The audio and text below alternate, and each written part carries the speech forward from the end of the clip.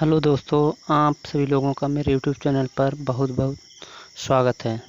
दोस्तों, आज मैं आपको एक ऐसी कहानी सुनाने जा रहा हूं जिस कहानी को सुनकर आपकी आंखें ही खुल जाएंगी।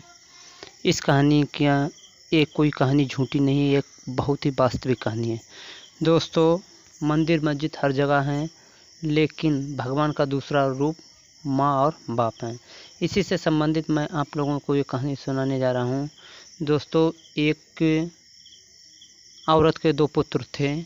उसका पति बचपन में ही जब उसका जन्म हुआ था, जब उसके पुत्रों का जन्म हुआ था, उसके पति की तभी मृत्यु हो गई थी। तो उसने अपने पुत्रों को बहुत ही मेहनत, लगन और परिश्रम के द्वारा पाला। बिना पिता के पुत्र, महिला कह रही थी, बिना पिता के पुत्र बदनसीब ना हो। कभी ये ना सोचे कि मैंने ये चीज़ नहीं खा पाई, ये चीज़ नहीं पहन पाई और मैं इस प्रकार से मैंने पढ़ाई नहीं कर पाई। इसी प्रकार से वह लगातार अब कड़ी मेहनत और परिश्रम के द्वारा दूसरों के बर्तन धोकर, दूसरे के घर पर झाड़ू पोंछा करने के उपरांत उसने अपने पुत्रों को बहुत ही लगन, मेहनत और परिश्रम के द्वारा पढ़ाया लिखाया। पढ़ने लिखने के बाद उसने अपने पुत्रों को इस लायक बनाया कि वह अपने पैरों पर खड़े हो जाएं। उन दोनों की नौकरी मिल गई। नौकरी मिलने के बाद दोनों की शादी हो गई। शादी होने के बाद माँ हमेशा यही सोचती थी कि मेरे दोनों पुत्र अनमोल हीरे हैं, जो मुझे बुढ़ापे पर मेरा सहारा बनेंगे। जो मैंने अपनी इन बच्चों को, इनके पालन पोषण में जो परेशानियाँ गुजारी, जिन परेशानियों से मैंने इनका पालन पोषण किया, उसी परेशानी से जब ये बड़े हो जाएंगे तब मुझे बहुत ही अधिक सुख मिलेगा। जिस प्रकार हम एक पेड़ लगाते हैं, हम एक पेड़ इस आशा में लगाते हैं कि ये पेड़ बड़ा होकर इसकी छाया में हम बैठेंगे, इसकी छाया और इसके फल खाकर हम भी तृप्त होंगे। हमने इसे जिस प्रकार हमने इसका पालन पोषण किया, उसी प्रकार ये भी हमारा पालन पोषण करेगा। दोस्तों, इसी प्रकार वह बूढ़ी माँ कह रही थी कि मैंने इनके पालन पोषण में बहुत दिन मैंने अपनी ज़िंदगी जीना ही भूल गई। मेरा ज़िंदगी का केवल एक ही मकसद था कि मेरे पुत्र बहुत ही खुश रहें और वे अपने जीवन में इस चीज़ का दुख ना कर सकें कि मेरे पिता मर चुके हैं। उसने पिता और पुत्र दोनों का प्यार अपने पुत्रों को दिया, लेकिन जब पुत्र बड़े हुए, उन दोनों की नौकरी लग गई। अब क्या है, बूढ़ी माँ ने उन दोनों को बहुत ही अधिक पढ़ाया था। अधिक पढ़ाने के बाद उन दोनों की नौकरी लग गई। वे इस काबिल बने कि उनकी नौकरी लग गई। नौकरी लगने के बाद थोड़े ही दिनों में दोनों की शादी हो गई। शादी होने के बाद जब पत्नी आई, तब बूढ़ी माँ, थोड़े दिन तो ठीक चला। एक पुत्र कह रहा था मैं रखूँगा, दूसरा पुत्र कह रहा था मैं रखूँगा। लेकिन जैसे ही 2-3 महीने हुए तो उसके 2 पुत्र थे। दोनों पुत्र, महीने में 30 दिन होते हैं, 15 दिन माता को रखने लगे।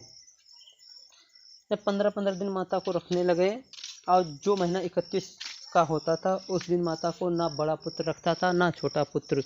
उस दिन माता उपवास रखती थीं और सोचती थीं, पता नहीं मैंने क्या कर्म किए, मेरे भाग्य में क्या है। मैंने इतने परिश्रम, लगन और मेहनत से अपने पुत्रों को इतनी गहन शिक्षा दी, मैंने इनके पालन पोषण में अपना जीवन ही गुजार दिया, लेकिन मुझे उसका फल क्यों नहीं मिला। पता नहीं मेरी परिश्रम में, तपस्या में कहाँ कमी रह गई।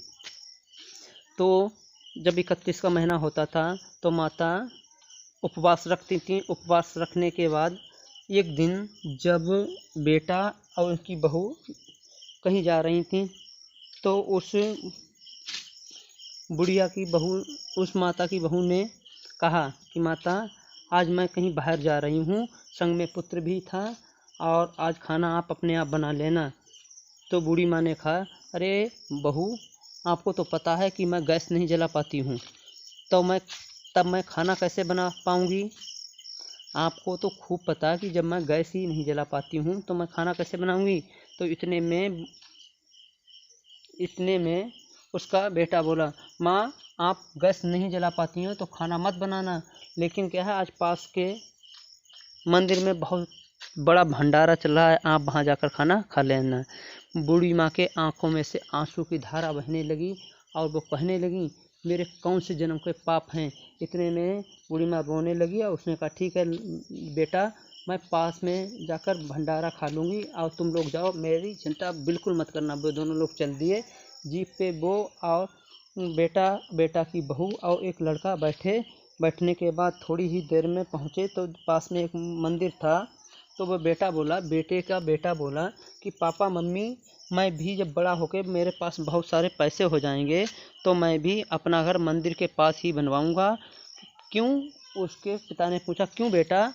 क्योंकि मैं बड़ा होकर जिस प्रकार आप लोग दादी माँ से कहे, दादी माँ आज मंदिर में भंडारा खाने गई तो उसी प्रकार आप लोग भी भंडारा खाने जाओगे, और इसलिए मैं घर के मंदिर के पास ही घर बनवाऊंगा कि आपको कहीं दूसरे मंदिर पे, दूर मंदिर पे ना जाना हो। तो उन बेटा और उसके बेटा और बहू की आंखें खुल गईं और उसने पश्चाताप किया कि हम वही व्यवहार दूसरों के साथ करें जो व्यवहार हमें प्राप्त हों। दोस्तों, माँ और बाप माँ अपनी सुंदरता ख़त्म करने के उपरांत बच्चे को जन्म देती है, बस सब कुछ त्याग देती है, यहाँ तक अपना खर्चा त्याग देती है, अपनी फैशन त्याग देती है, केवल एक चीज़ के खातिर कि मेरा बेटा बड़ा हो जाए। माँ और बाप अपनी औलाद के लिए पता नहीं कितनी घोर परिश्रम करते हैं। 9 महीने माँ अपने बेटे या बेटी को अपनी कोख में रखते हैं। कोख में रखने के उपरांत लगातार मेहनत करने के उपरांत उनकी केवल एक ही इच्छा रहती है कि ये लोग बड़े होकर, पुत्र या मेरी पुत्रियां बड़े होकर हमें सुख पहुंचाएं। इसलिए पिता तो अपना खर्चा ही रोक देता है। पिता अपने कपड़े 1 साल ले लेता है, 3 साल कपड़े पहनता है, केवल किसके लिए? केवल अपने बच्चों के लिए। और पुत्र बड़े होके एक दिन, जब 4 पुत्र होते हैं तो अभी माँ के सब प्यारे होते हैं, लेकिन जब माँ बूढ़ी हो जाती है तो 4 पुत्र होते हैं। चारों पुत्र एक दिन खाना खिलाते हैं और उनकी पत्नियां जूठा खाना खिलाती हैं, यहाँ तक मंदिर में भेज देती हैं, अनाथालय में भेज देती हैं। क्यों? एक माँ या एक पिता 50 बच्चों को पढ़ा लिखा कर बड़ा कर देती है, 10 बच्चों को पढ़ा लिखा कर बड़ा कर देती है। एक माँ 5 बच्चों को पढ़ा लिखा कर बड़ा कर देती है, लेकिन जब 10 बच्चे मिलकर एक माँ को क्यों नहीं रख पाते हैं? ये दुनिया की मानसिकता ही खराब है। माँ एक देवी है। ईश्वर